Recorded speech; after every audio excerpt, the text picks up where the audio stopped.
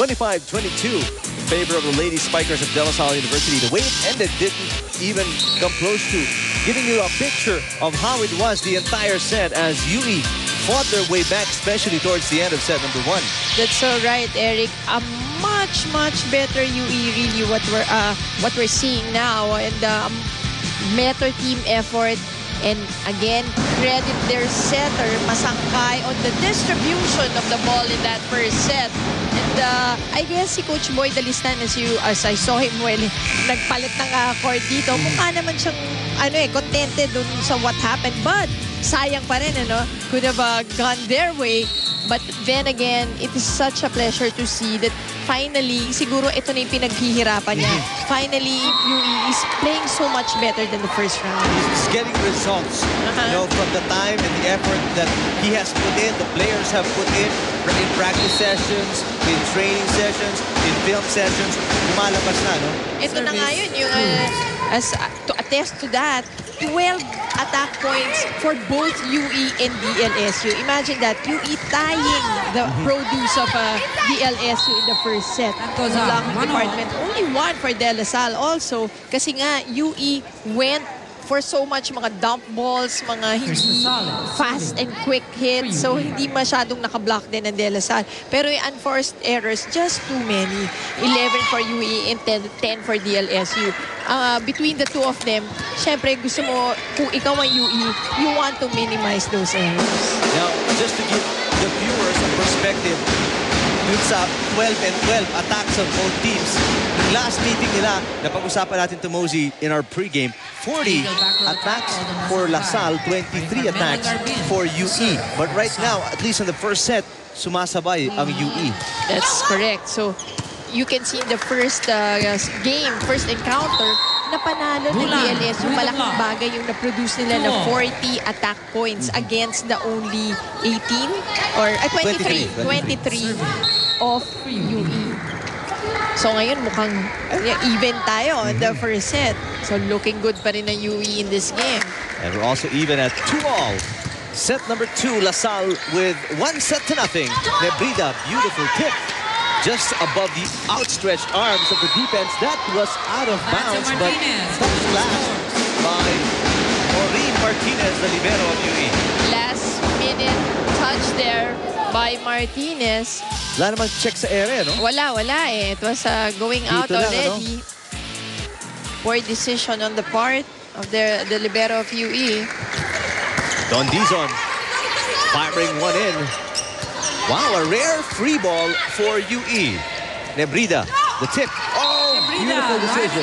Again, they've been going to those tips, those pushes, those off the block, and it has been working great for UE. Yung ganong quick change-up lang, really confuses the defense of La Salle. That's right. And ang hirap Ang hirap for UE to challenge the blocks of De La Salle through your attacks, through your spikes. So hanap ka na ibang paraan how to score. A service error on the part of UE will give La Salle the lead back here, 4-3 in set number 2. Dawis. Corner check is called. So UE takes that point. Seesaw battle at the start of set number 2.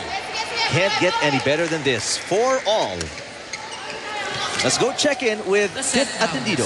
Yes, Eric, with a slow start this afternoon, Coach Emil asked his players, are we ready to play? Nakikipagsabayan lang tayo sa UE. And interestingly, before this game, when I had a little chat with Coach Emil, he told me, alam mo, bawat game naman nakadepende yan sa gising ng mga bata. Nagpa-practice naman kami. Kaya ang tanong, kung gagawin ba nila yung tinuturo ko sa kanila. It all boils down to execution. The problem with the first set are the errors of the Lady Spikers and their lack of presence of mind. Binigyan natin ng kumpiyansa ang kalaban at sa dulo lang humabol kung pwede namang sa simula pa lang pinahirapan na natin sila. On service, Coach Emil said to take their time, wait 3 seconds, breathe, then serve.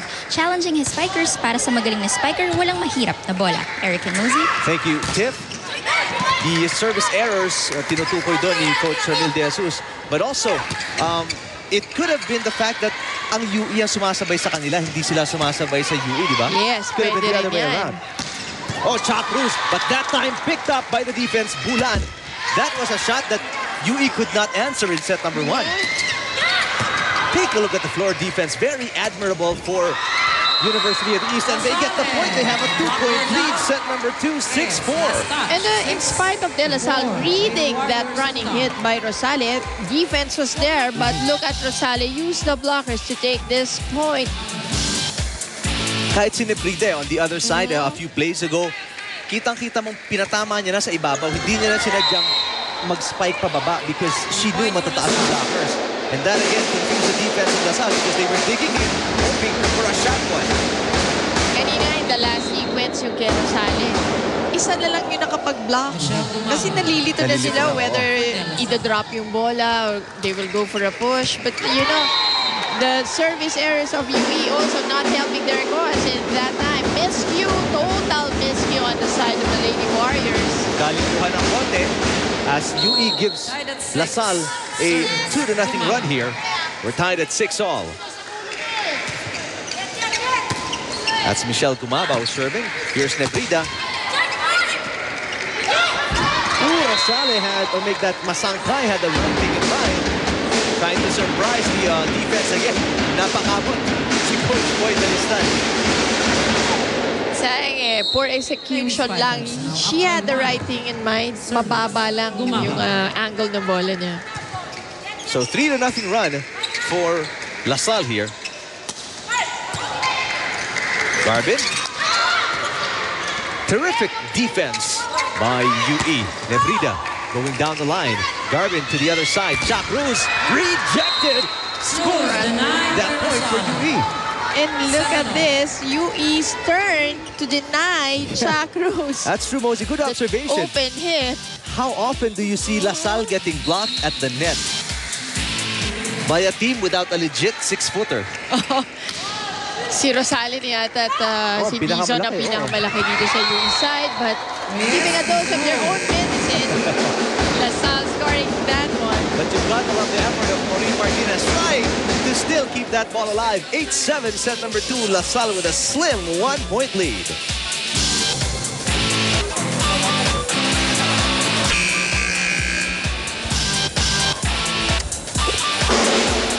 Set number 2. 8-7 in favor of La Salle after they got the lead with that tip there. But you see the effort by the defense, not just Martinez, but you know, the entire six on the floor. Yes. They're really going for it, diving, pushing, heaving, jumping, sliding. Again, dyan papasok yung kanina pinag-uusapan natin, yung confidence level na UE after that back-to-back wins. Diba? Starting this year. So, ito yun eh. This is, now you see UE, they know how important the games are in this second round and they're taking care of the ball better. Let's see the adjustments by Coach Dalistan here in set number 2 as we check in with Patch Cansana. In the huddle, you will hear how much of a disciplinarian Coach Boy is. But his tiny secret is that off-court, nagiging kabarkada vibes rin daw siya. But as of now, he's still a poker face coach because he wants the girls to understand that they should not put La Salle's lead to more than 2 points. Kailangan natin makipagsabayan sa kanila at paggalawin ninyo ang gitna nila. Teamwork is evident on this team because of what Coach Boy taught them. He'd rather have 60% contribution from all the players instead of 100% from 1 or 2 players. Looks like an effective teaching for me right there. Because in case you guys don't know yet, Coach Boy is not only a coach, but off court, he's also a professor. Erica Mosey. Thank you, Patch. As you saw, what an excellent play Kite Rosales did. All the defense was concentrated at the net and right behind the blockers. What she did, just send it back like an easy over, but straight to the back row. Ito napakita niya even with that poor setting job. Si Kite adjusted and took the point with that great shot. It's just a smart move coming from Kite Rosales. And I guess that's a keyword, Mosey, ano, yung smart. Nag-iisip yung mga players na UE, hindi lang basta bira ng bira. Free ball now given to the Lady Spikers. Still alive. Great defense again by UE. 9-all. Nebrida to Bulan. Goes above the block. Garbin sets it up. Here comes Jack Cruz. Denied. Oh, and what a point scored by UE. An amazing sequence right there of defense and offense for both teams. And how often do you say this, but UE coming out on top in a play against La Salle. That's right. Again, just so confident. And before yung UE, makikita mo, they're very patient with defense. Tama ka doon. Pero yung offense, bihira mo nga talagang makita that they're just taking it out with DLSU. Laban kung laban That's in true. this game. And there are no, mga hirap na bolang kunin ng UE dito. Everything they keep alive. In this set, most especially, as an error was committed by Don Dizon right there. We're tied at 10-all, set number 2. She was trying to go for a check, pero mukhang naka-adjust yung blockers ng De La Salle in that last sequence. So, we are now tied.